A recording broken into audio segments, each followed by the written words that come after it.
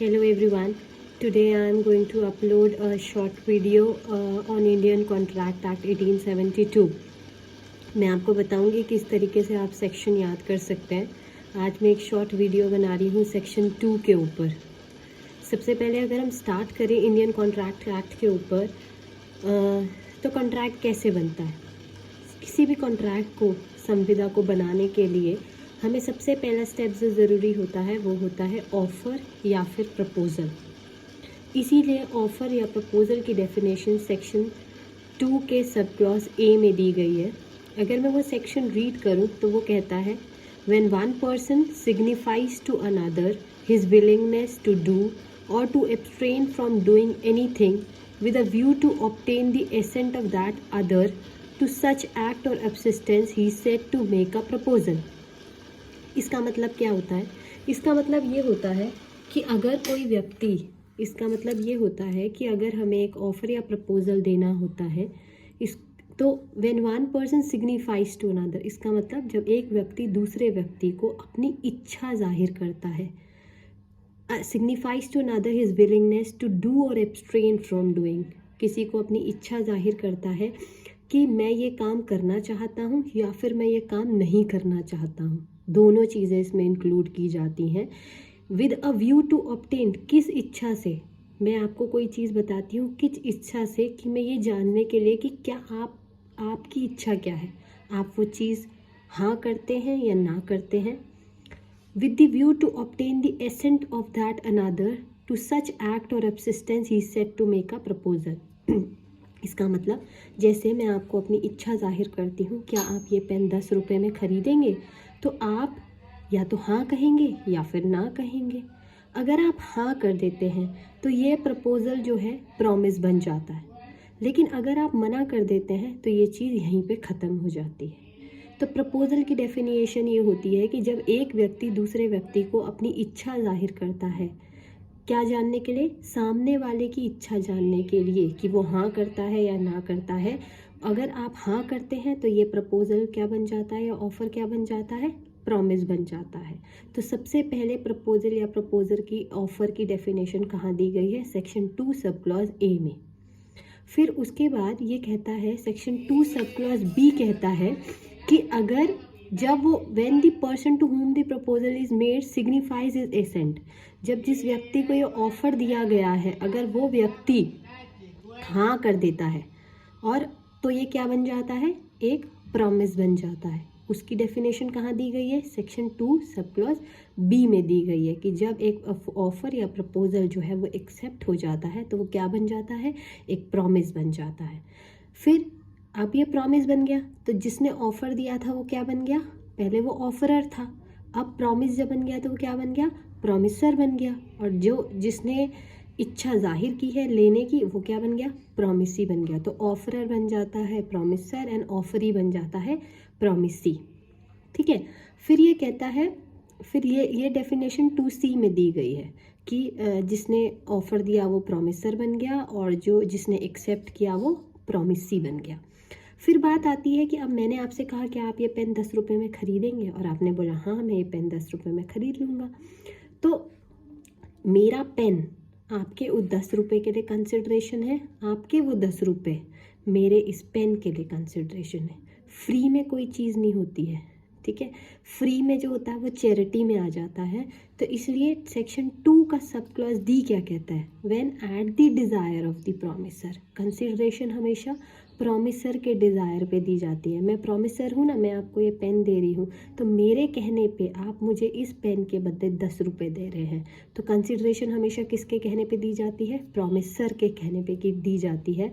The promisee, आप या आपके अलावा कोई और भी मुझे क्या दे सकता है, person has done or abstain from doing or does or abstain from doing or promises to do or abstain from doing, मतलब consideration past, present और future तीनों में हो सकती है। अगर आप वर्ड्स को गौर से देखेंगे, has done or abstain from doing or does or abstain from doing or promises to do, मतलब फ्यूचर में to do or abstain from doing something, such acts or subsistence or promise is called the consideration। मैंने आपसे कहा कि क्या आप ये pen खरीदेंगे 10 रुपये में, आपने हाँ कर दिया।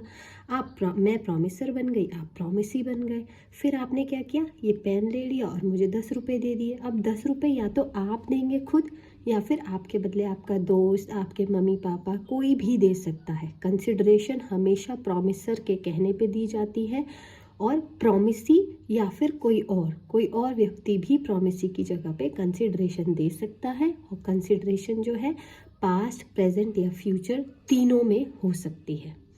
ठीक है, कंसिडरेशन की डेफिनेशन याद करने के लिए अगर आप देखें तो कंसिडरेशन, तो ड पे हम स्ट्रेस दे रहे हैं, तो सेक्शन 2 के सब क्लॉज डी में डेफिनेशन है कंसिडरेशन की। ठीक है, then come section 2E। 2E में ये है, एक प्रॉमिस ये हो गया कि मैं आपको पेन दूंगी, दूसरा प्रॉमिस क्या हो गया कि आप उसके बदले में मुझे 10 रुपये देंगे।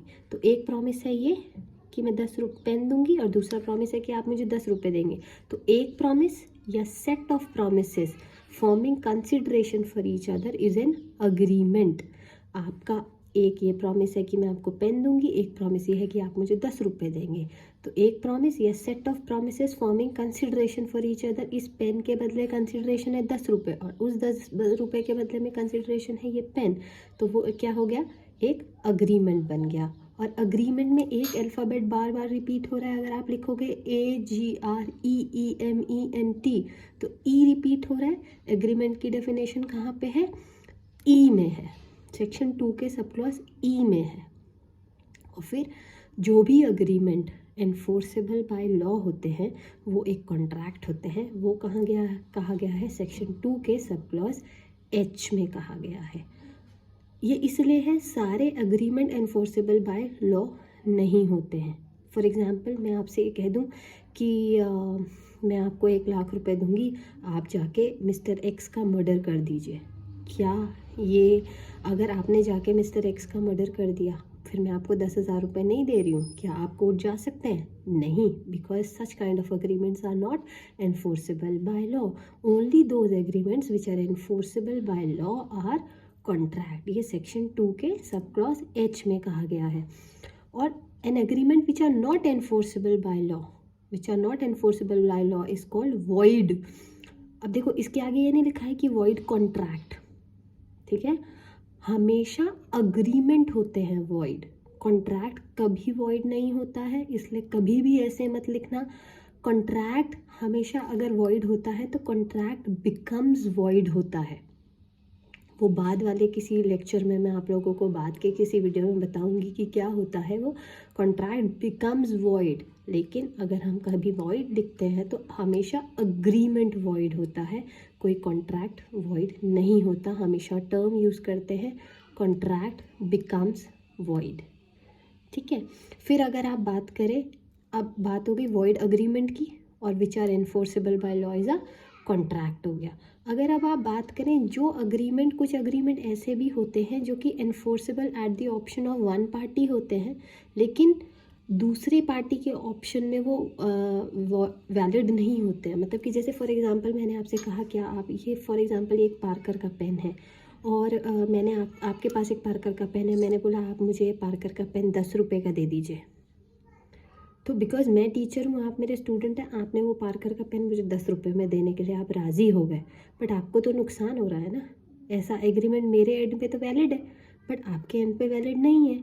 ऐसे हम कॉन्ट्रैक्ट्स को क्या कहते हैं, वॉइडेबल कॉन्ट्रैक्ट कहते हैं। Agreement which is enforceable by law at the option of one party or more of the parties thereto, but not at the option of the other. आपको नुकसान हो रहा है, आपके ऑप्शन में it is not a valid contract, क्योंकि आपको undue influence हो रहा है। मैं बीइंग अ टीचर, मैं आपको इन्फ्लुएंस कर रही हूँ कि अपना इतना महंगा पेन मुझे 10 रुपये में दे दो, वरना मैं आपको फेल कर दूँगी।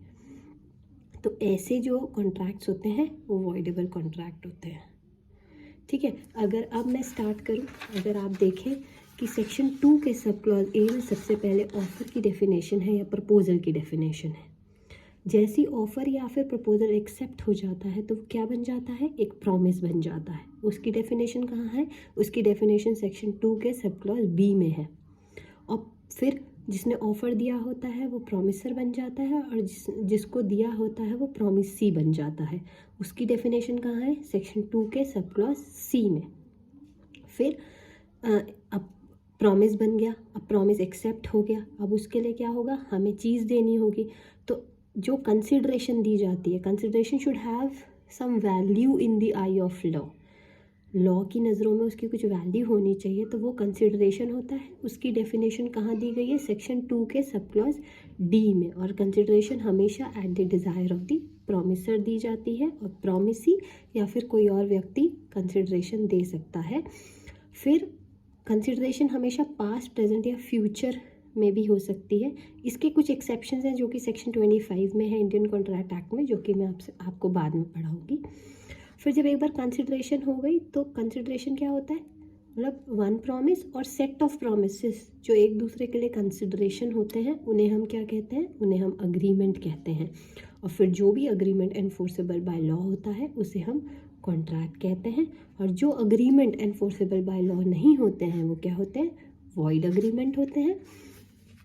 और जो इन्फोर्सेबल और कभी कभी ऐसा हो जाता है कि कुछ अग्रीमेंट एक पार्टी के इंस्टेंस पे तो वैलिड होते हैं बट दूसरी के इंस्टेंस पे वैलिड नहीं होते हैं, उन्हें हम वॉइडेबल कॉन्ट्रैक्ट कहते हैं। ठीक है, हमेशा याद रखिए कि आप लिखेंगे वॉइड अग्रीमेंट, कभी आप ये नहीं लिखेंगे कि कॉन्ट्रैक्ट, वॉइड कॉन्ट्रैक्ट कोई टर्म नहीं होती है।